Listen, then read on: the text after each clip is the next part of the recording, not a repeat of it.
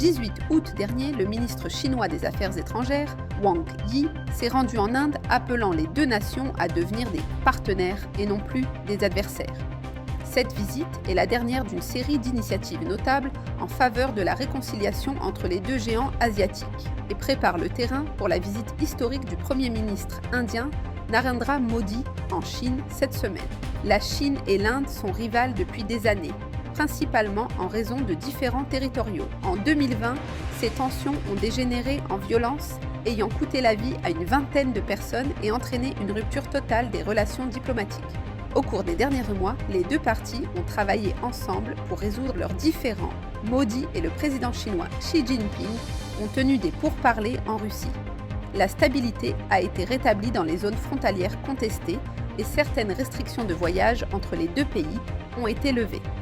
Ce dégel intervient alors que le président américain Donald Trump exerce une pression économique sur l'Inde, notamment en imposant des droits de douane de 50% sur tous les produits indiens vendus aux États-Unis. Alors que les tensions entre les États-Unis et l'Inde s'intensifient, l'Inde semble désireuse de renforcer ses liens avec la Chine et la Russie. La Bible prévoit une alliance asiatique appelée les Rois de l'Est, qui comprendra la Chine et l'Inde sous la direction de la Russie. Pour en savoir plus, veuillez lire La Russie et la Chine selon la prophétie.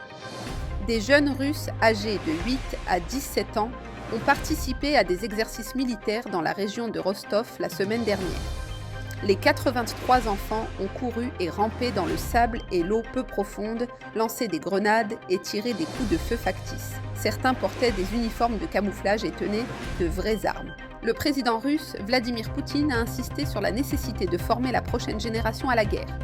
En 2014, pour stimuler la forme physique, il a relancé le programme de l'ère soviétique, prêt pour le travail et la défense. Sous Staline, ce programme permettait aux Russes de 6 ans et plus de travailler, de se battre et de mourir pour leur patrie. Au cours de l'année scolaire 2024 à 2025, les enfants de toute la Russie ont participé à un module intitulé « Formation militaire, les fondamentaux de la connaissance militaire », dans lequel ils ont appris les bases de la guerre, y compris le maniement des armes. Selon les prophéties bibliques, la trompette a prédit que Poutine dirigerait une armée d'une envergure sans précédent. L'accent que Poutine met sur l'éducation militaire révèle que son objectif ultime est la guerre.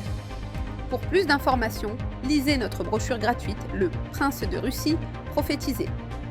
Le programme spatial habité chinois a récemment franchi des étapes importantes en vue d'envoyer des astronautes sur la Lune avant 2030. Le 6 août dernier, il a notamment testé avec succès une maquette haute fidélité d'un atterrisseur lunaire. Le 15 août, il a testé avec succès le cœur d'une fusée. Dean Cheng, un analyste qui étudie les effets des réalisations astronomiques sur la géopolitique, a déclaré que les avancées de Pékin dans ce domaine marquent la fin de l'exceptionnalisme américain. À bien des égards, les États-Unis sont engagés dans une nouvelle course à l'espace, cette fois contre la Chine.